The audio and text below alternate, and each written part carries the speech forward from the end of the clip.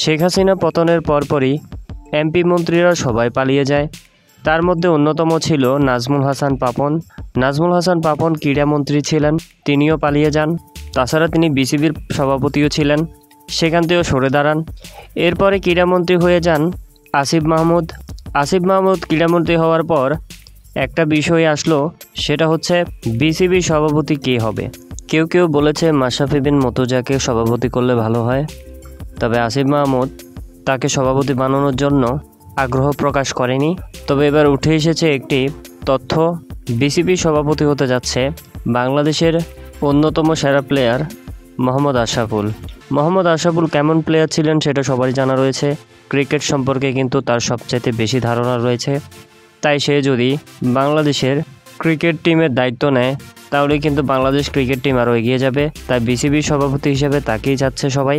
তো ভিউয়ার, যদি আশরাফুল বিসিবির সভাপতি হয় সেটা কেমন হবে অবশ্যই কমেন্ট করে জানাবেন। ধন্যবাদ।